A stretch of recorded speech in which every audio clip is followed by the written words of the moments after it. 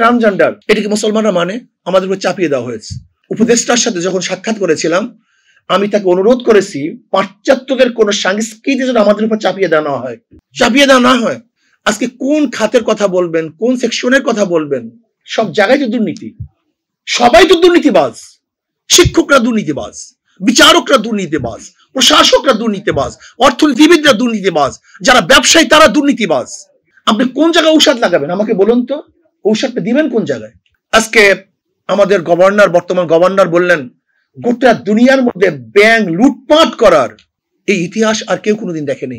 কিভাবে করছে?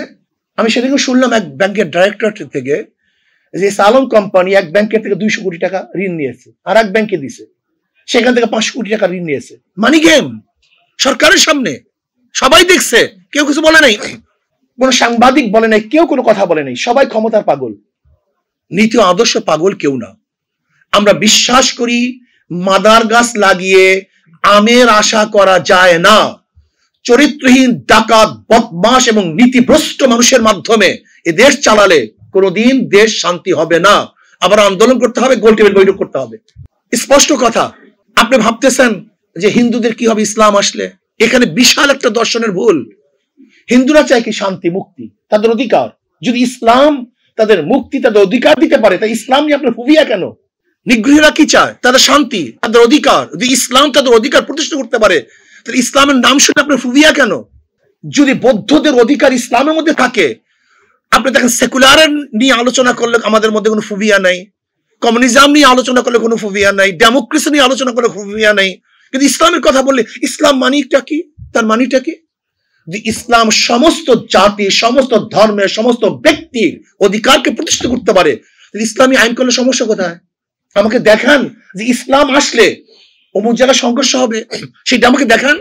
যদি আমি মনে করি ইসলাম আসলে সবার অধিকার প্রতিষ্ঠিত হবে, তাহলে একটা আইন এবং নীতি অনুযায়ী আমরা চলি, সমস্যা কোথায়?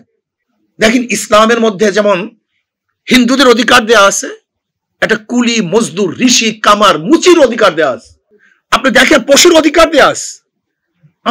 আমি স্পষ্ট ভাষায় বলতে চাই, বলার চেষ্টা করব, জানি না সময় তো একেবারে সংক্ষিপ্ত।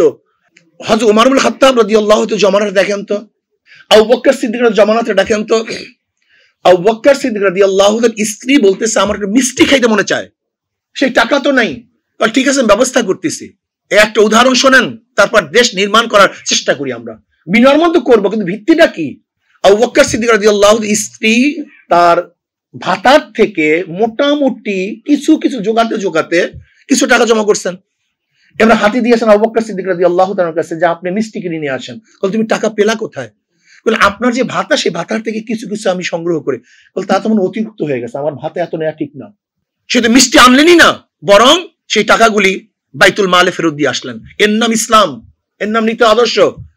আজকে দেখবেন আমাদের বাংলাদেশ, আমরা বলি গরিব গরিব গরিব গরিব, অথচ আমাদের ডিসিদের কত খরচ হয় দেখেন। দেখুন ডিসির পিছনে বাংলাদেশ কত টাকা খরচ করে, একজন এসপির পিছনে বাংলাদেশ কত টাকা খরচ করে, একজন সচিবের পিছনে কত টাকা খরচ করে।